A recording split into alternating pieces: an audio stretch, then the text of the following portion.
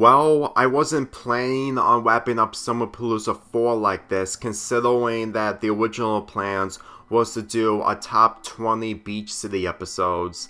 But after doing multiple videos and rethinking my decisions on doing a September schedule, I really don't want to pressure myself a lot more by doing more videos than I already have. Which is why I ended up scrapping multiple videos for Summerpalooza 4, because I'm gonna be really honest with you. With the amount of videos that I made for these 2 months and a week and a half or so when summer began in the end of June, you had enough Summerpalooza material, especially since that the Loud House vs. Casagrande videos don't qualify, aside from Sandhassel's and that fanfic reading that I did. So I decided to use this episode in replacement of the Top 20s video, Future Vision, which for me personally, upon rewatching, I have to admit, after watching the entire show, this episode hits different, knowing full well of how Garnet and Steven grew as characters as the series progressed. This is the episode where Garnet tells Steven that she has future vision, and after spending time with her in Beach City, this causes Steven to be extremely paranoid of what future could happen to him, since that Garnet can see the future. I'm pretty sure everyone, including myself, have related to Steven in this episode in the predicament that he is in due to Garnet's future vision. Like, I understand that was around the time where we're entering a phase of what the future is going to be like, and there will be a negative impact of what's going to happen to us. But the more you think about it, that's basically what kids like Steven felt like whenever they have that type of advice from someone, even if that someone is a crystal gem. Even if you do not like how Steven was executed in Future, I'm gonna be really honest. Thinking about this episode, somewhat foreshadows Steven Universe's future, while Steven is afraid of what the future is going to be like. Granted, the difference is that his friends and others are gonna be moving on in their own paths, but at the same time, the meaning of future, of what happens in the future, someone carries that from this episode. I mean, I can totally understand that Steven in this episode, and the fact that this is part of the main series, is 14, and the fact that when he got older in Future, he changed even for the better or worse. I can't get over the fact that the development that Steven went through in the first season really sums up a lot on how he improved later on, because as far as I'm concerned, Season 1B really sums up of how Steven is just trying to become a better character by maturing a little bit, but at the same time, he can't be able to do that way earlier in his childhood. And thinking about Garnet in this episode, judging of how she's portrayed in Season 1, I always think of her as mainly the quiet one upon watching the series back in 2020, 3 years ago.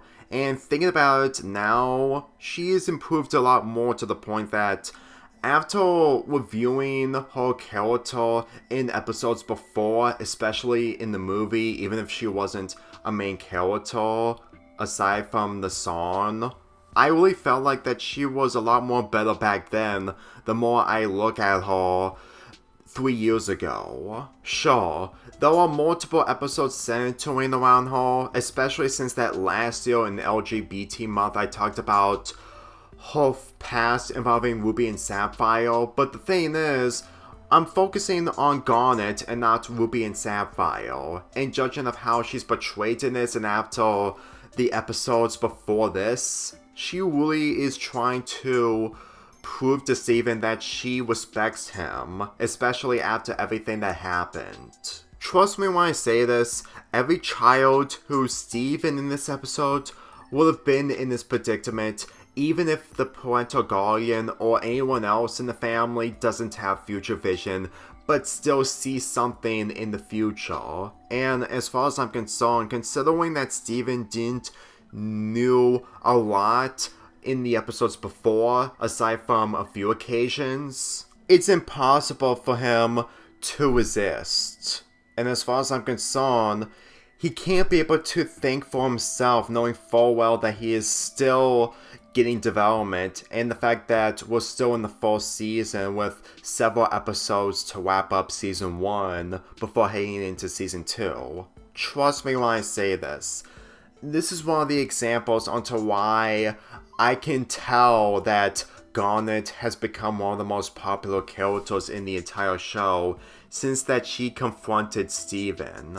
This scene alone, after the many episodes, even with good moments here and there, this moment alone really captures the relationship of Garnet and Steven. And if I'm gonna be real with you, if this episode never happened, which also excluded this scene, then I don't even think that Garnet would ever improve. Granted, she would have good moments here and there after this episode, but believe me when I say this episode showcases of how Garnet cares about Steven. I'm gonna be really honest with you, thinking about Steven Universe for a while and thinking about this episode in particular, I'm gonna be really honest, if I didn't get the chance to review this episode, I probably won't be able to see the value of Garnet as a character. And as far as I'm concerned, judging of how that this episode alone has no action sequences whatsoever,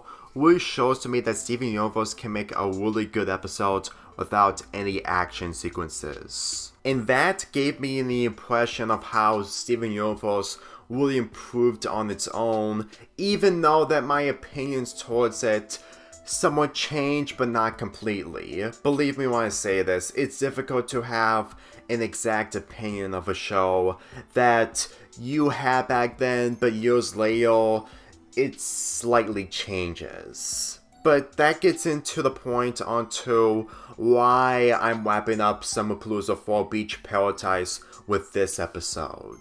I felt like that this is the only way to wrap up Summerpalooza 4 on a good note, considering that the last good notes that I did in previous Summerpaloozas were mainly mixed. So, thinking about doing this episode for wrapping up Summerpalooza 4 as a whole was literally the alternative that made me feel less stressful than I thought. Because when it comes to next year, I don't even think that Summerpalooza 5 is going to happen.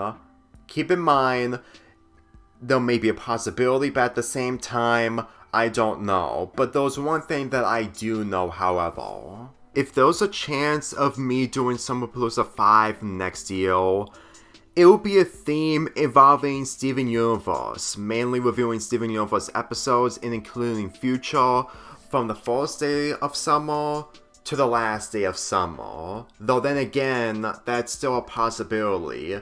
And to be perfectly honest, doing Summerpalooza in the same way as before, which this somewhat qualifies, but at the same time, I review beach episodes, aside from reviewing other cartoons in the process. I don't want to use that gimmick all the time, and if I ever had the idea of doing a Steven Universe month, it wouldn't be a good idea, because as far as I'm concerned, I've been thinking about doing that type of month, and to be perfectly real with you, a marathon is much more better than doing the month, even if it may scrap multiple video ideas. But the main reason onto why I want to do a Steven Universe marathon as the main theme of Summerpalooza 5 next year is because I want to talk about more about this show and how I feel towards it. This may be the 10th anniversary involving Steven Universe, but at the same time, I want to focus on beach material for this Summerpalooza. So next year, by chance, I am going to do a Steven Universe marathon as the main attraction of Summerpalooza 5. If we want Summerpalooza 5 to happen, we have to make some changes, whether you like it or not. let's be real, you would do the same thing if you want to continue something that you enjoy doing since day one, to the point that if you can't be able to change, you can't be able to continue. And I can see the relatability onto why people have been making multiple changes if it's done for good intentions. So overall, I'm giving Future Vision an 8 out of 10, and that wraps up Summer Palooza 4 Beach Paradise.